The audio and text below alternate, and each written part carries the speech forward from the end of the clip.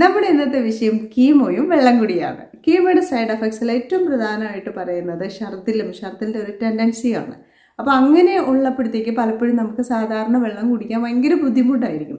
ഇങ്ങനെയുള്ള അവസരത്തിൽ ഏതൊക്കെ രീതിയിൽ നമ്മുടെ ശരീരത്തിൽ ജലാംശം എത്തിക്കാം, ഏതൊക്കെ തരത്തിലുള്ള ജ്യൂസ് കുടിക്കാം എന്നതിനെക്കുറിച്ചാണ് നമ്മുടെ ഇന്നത്തെ വീഡിയോ. കീമോ ചെയ്തവർക്കറിയാം, ഇത് കഴിയുമ്പോഴത്തേക്ക് നമ്മുടെ ശരീരം ഭയങ്കരമായിട്ട് ചൂടാകുകയാണ് ചെയ്യുന്നത്. അതിൻ്റെ കൂടെ മലബന്ധം ഉണ്ടാവും, നമ്മുടെ ശരീരം മുഴുവനും ഡ്രൈ ആകും. അതുകൊണ്ട് തന്നെ പലപ്പോഴും കീമോ കഴിയുമ്പോഴത്തേക്ക് പെട്ടെന്നൊന്ന് പ്രായം കൂടിയതുപോലെ തോന്നും. കാരണം നമ്മുടെ ശരീരം ഡീഹൈഡ്രേറ്റഡ് ആയിട്ട് പെട്ടെന്ന് മുഖത്തൊക്കെ ഇങ്ങനെ ചുളിവും ബ്ലാക്ക് സ്പോട്ടും ഒക്കെ ഉണ്ടാകാൻ സാധ്യതയുണ്ട്.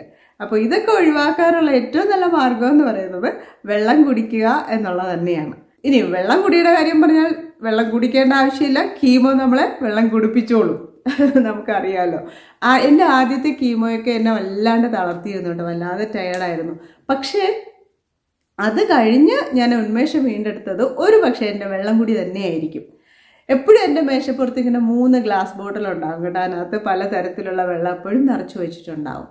അപ്പം ഞാൻ എന്നും രാവിലെ സമ്മറിൽ വേനൽക്കാലത്ത് ചെയ്തിരുന്നത് കുക്കുംബർ ജ്യൂസ് കുടിക്കുക എന്നുള്ളതാണ്. വിൻ്ററിൽ ഉപയോഗിക്കാറില്ല, സമ്മറിൽ ഭയങ്കര ചൂടല്ലേ, ഈ ചൂടത്ത് ചായയും കാപ്പിയും കുടിക്കുന്നതിന് പകരം ഞാൻ നേരത്തെ ഉപയോഗിച്ചിരുന്നത് എൻ്റെ ദിനചര്യയുടെ ഒരു പാർട്ടായിരുന്നു. ഇപ്പോൾ ഈ വയ്യാണ്ടായപ്പോൾ തുടങ്ങിയതല്ല ഈ കുക്കുംബർ ജ്യൂസ് കുടിയെന്ന് പറയുന്നത്, നേരത്തെ തന്നെ കുടിക്കുമായിരുന്നു.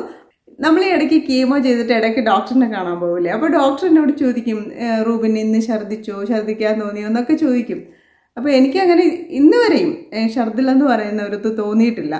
അപ്പോൾ ഡോക്ടർ എന്നോട് ചോദിക്കും, റൂബിൻ എന്താ രാവിലെ കഴിക്കുന്നതെന്ന് ചോദിക്കും. അപ്പോൾ ഞാൻ ഈ കുക്കുംബർ ജ്യൂസിൻ്റെ കാര്യം പറയുമ്പോൾ ഡോക്ടറിന് അതിശയമാണ് കേട്ടോ, കുക്കുംബർ ജ്യൂസോ. കാരണം എൻ്റെ അറിവിൽ ഇവിടെ ആരും അങ്ങനെ കുക്കുംബർ ജ്യൂസായിട്ട് കുടിക്കുന്നത് ഞാൻ കേട്ടിട്ടില്ല, ഡോക്ടറും കേട്ടിട്ടില്ല എന്നാണ് പറയുന്നത്. കാരണം ഇവിടെ കുക്കുംബർ ഒരുപാട് ഉപയോഗിക്കും, അവരിങ്ങനെ കട്ട് ചെയ്ത് നിറയെ കഴിക്കും, നിറയെ ആൾക്കാർ നിറയെ കുക്കുംബർ കഴിക്കും. പക്ഷെ ജ്യൂസിൻ്റെ പ്രയോഗം അധികം കേട്ടിട്ടില്ല. ഇനി ഈ കുക്കുംബർ ജ്യൂസ് കുടിച്ചത് കൊണ്ടാണ് എനിക്ക് ഛർദിലില്ലാത്തത് എന്നൊന്നുമല്ല ഞാൻ പറഞ്ഞു വരുന്നത്. എനിക്കത് നല്ല ഹെൽപ്ഫുള്ളായിട്ട് തോന്നി. അതുകൊണ്ട് തന്നെ ഞാൻ നേരത്തെ മുതലേ തന്നെ ഞാൻ കുക്കുംബർ ജ്യൂസ് രാവിലെ ഉപയോഗിക്കാറുണ്ട്. ഇനി ഇത് കഴിഞ്ഞിട്ട് സാധാരണ 1-2 ഗ്ലാസ് വെള്ളം കൂടെ കുടിക്കും. ഇത്രയാകുമ്പോൾ തന്നെ രാവിലത്തെ നമ്മുടെ ടോയ്ലറ്റിലെ പോക്ക് നല്ല സുഖമായിട്ട് അങ്ങ് നടന്നോളും കേട്ടോ, വലിയ പ്രശ്നമൊന്നും ഉണ്ടാകത്തില്ല. പിന്നെ ഈ സമയത്തുണ്ടാകുന്ന ഏറ്റവും വലിയ പ്രശ്നമാണ് ഈ വയറിനകത്തുള്ള എരിച്ചിലും ഒരു അസിഡിറ്റിയൊക്കെ.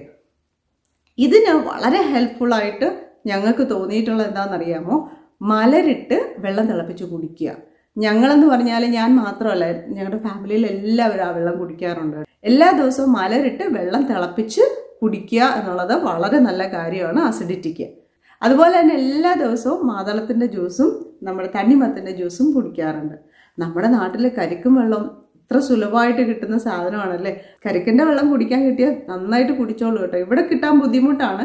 ഇവിടെ ഇടയ്ക്ക് ഞാനിങ്ങനെ ബോട്ടലിൽ കണ്ടു കരിക്കിൻ്റെ വെള്ളം എന്ന് പറഞ്ഞിട്ട് മേടിച്ചിട്ട് ഒന്ന് കുടിക്കാൻ ശ്രമിച്ചപ്പോഴാണ് അറിഞ്ഞത് നമ്മൾ ഈ നല്ല കരിക്കിൻ്റെ വെള്ളം കുടിച്ചിട്ട് വന്ന നമ്മളല്ലേ. അപ്പോൾ നമുക്ക് കുടിക്കുമ്പോൾ തന്നെ അറിയത് കരിക്കിൻ്റെ വെള്ളമാണോ തൊണ്ടിൻ്റെ വെള്ളമാണോ എന്ന് നമുക്കറിയാൻ പറ്റും. അപ്പോൾ അതുകൊണ്ട് അതങ്ങ് നിർത്തി വെച്ചു. അപ്പോൾ എനിക്കങ്ങനെ കരിക്കിൻ്റെ വെള്ളമൊന്നും കിട്ടിയില്ല. നമ്മുടെ നാട്ടിൽ നന്നായിട്ട് കിട്ടുന്ന സാധനമാണ്, അപ്പോൾ അതുകൊണ്ട് നന്നായിട്ട് കുടിച്ചോളൂ. പിന്നെ വേറൊന്നാണ് നെല്ലിക്കയുടെ ജ്യൂസ്. പക്ഷെ നെല്ലിക്ക എല്ലാ ദിവസവും കുടിക്കരുത് കേട്ടോ. ആഴ്ചയിൽ 2-3 തവണ മാത്രമായിട്ട് നമുക്ക് നെല്ലിക്ക ജ്യൂസ് കുടിച്ചാൽ മതി. അപ്പോൾ നെല്ലിക്കയെ അടിച്ചതുപോലെ കുടിക്കുക. അതുപോലെ തന്നെ എനിക്കിങ്ങനെ വയ്യാണ്ടായ ആ സമയം മുതൽ തന്നെ എന്നെ ഹെൽപ്പ് ചെയ്യുന്ന 2 പേരുണ്ട് കേട്ടോ. ഒരു ജോസഫൈൻ എന്ന് പറഞ്ഞ ഒരു റിട്ടയർഡ് ഹെഡ് മിസ്ട്രസ്, ഞാൻ മമ്മിയെന്നാണ് വിളിക്കുന്നത്, മമ്മിയും പിന്നെ എൻ്റെ ഒരു ഫ്രണ്ട്, പുള്ളിയും ടീച്ചറാണ്.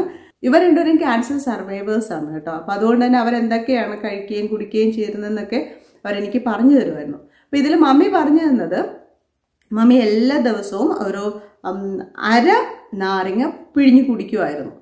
ഇത് തന്നെ ഒരു നാച്ചുറോപ്പതി ഡോക്ടർ പറഞ്ഞു തന്നത്, ഈ 1/2 നാരങ്ങ തന്നെ അതിൻ്റെ തൊണ്ടോടുകൂടെ മിക്സിയിലിട്ട് അതിനെ അരിച്ച് കുടിക്കുക എന്നുള്ളതാണ്. പക്ഷെ സത്യം പറയാലോ, ഈ കീമോ ചെയ്തിട്ട് വരുന്ന ആദ്യത്തെ കുറച്ച് ദിവസങ്ങളിൽ എനിക്ക് നാരങ്ങ വെള്ളം കുടിക്കാൻ പറ്റില്ല. കാരണം ആ സമയത്ത് എനിക്ക് സോർ ത്രോട്ടും വായ്ക്കാവും ഒക്കെ പൊട്ടിയിരിക്കുന്നതുകൊണ്ട് തന്നെ സിട്രിക് അല്ല, ഇതെനിക്ക് കുടിക്കാൻ പറ്റില്ലായിരുന്നു. പക്ഷെ അത് കഴിഞ്ഞ് ഈ വായുടെ പ്രശ്നങ്ങളൊക്കെ മാറി എന്ന് തോന്നുന്നൊരു സമയമുണ്ടല്ലോ, ആ സമയത്ത് ഞാൻ നാരങ്ങയിൽ നല്ല കരിപ്പട്ടിയും ഒരു നുള്ള ഉപ്പും കൂടെ ഇട്ട് കുടിക്കുമ്പോഴത്തേക്ക് എനിക്ക് നല്ല എനർജി ഫീൽ ചെയ്യുമായിരുന്നു. നിറയെ വെള്ളം കുടിക്കും ഞാൻ. പിന്നെ എവിടെ പോയാലും ആ നാരങ്ങ വെള്ളം കൊണ്ടാണ് പോകുന്നത്. അങ്ങനെ നാരങ്ങ വെള്ളം നന്നായി കുടിക്കുമായിരുന്നു. ഞാൻ എൻ്റെ ഡോക്ടറിനോട് ചോദിക്കാറുണ്ട്, നാരങ്ങ വെള്ളം കുടിക്കുന്നത് നല്ലതാണ്. ഞാൻ എന്ത് കാര്യം ഉണ്ടെങ്കിലും ഡോക്ടറിനോട് ചോദിക്കാറുണ്ട് കേട്ടോ.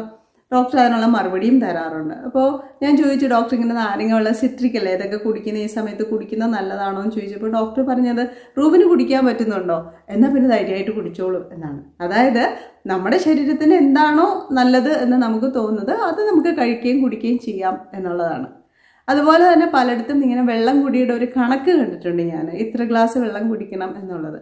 എല്ലാവരുടെയും കാര്യത്തിൽ അത് ശരിയാണോ എന്ന് എനിക്ക് തോന്നുന്നില്ല. കാരണം ചിലർക്ക് 8 ഗ്ലാസ് വെള്ളം മതിയായിരിക്കും, മറ്റു ചിലർക്ക് അതിൽ കൂടുതൽ ചിലപ്പോൾ കുടിക്കേണ്ടി വരും. അത് ഓരോരുത്തരുടെയും ഹൈറ്റും വെയിറ്റും അനുസരിച്ചിട്ടാണ് നമ്മുടെ വെള്ളം കൂടി നമുക്ക് എത്ര വേണമെന്നുള്ളത് ഫിക്സ് ചെയ്യുന്നത്. പലപ്പോഴും നമ്മുടെ ശരീരം തന്നെ നമ്മളോട് പറയും എത്ര വെള്ളം വേണമെന്നുള്ളത്. ചില സമയത്ത് നമുക്ക് തോന്നും വെള്ളം കുടിക്കണമെന്ന്. അങ്ങനെയുള്ള സമയങ്ങളെ കൺട്രോൾ ചെയ്യാതിരിക്കുക, വെള്ളം കുടിക്കുക. അതുപോലെ തന്നെ തെറ്റിദ്ധരിക്കുന്ന വേറൊരു കാര്യമാണ് ദാഹത്തിനെ പലപ്പോഴും നമ്മൾ വിശപ്പായിട്ട് കണക്കാക്കും. അപ്പോൾ ദാഹം തോന്നിയാൽ ഓടിപ്പോയി ആഹാരം എടുത്ത് കഴിക്കും. അപ്പോൾ ദാഹത്തിൻ്റെ സമയത്ത് ആഹാരമല്ല, ദാഹത്തിൻ്റെ സമയത്ത് വെള്ളം തന്നെയാണ് ശരീരത്തിന് കൊടുക്കാനുള്ളത്. അപ്പോൾ ഇനി മടിക്കാതെ വെള്ളം കുടിക്കുമല്ലോ അല്ലേ. നന്നായി വെള്ളം കുടിക്കുക, ഹാപ്പി ആയിട്ട് ഹെൽത്തി ആയിട്ടിരിക്കുക. ഓക്കെ.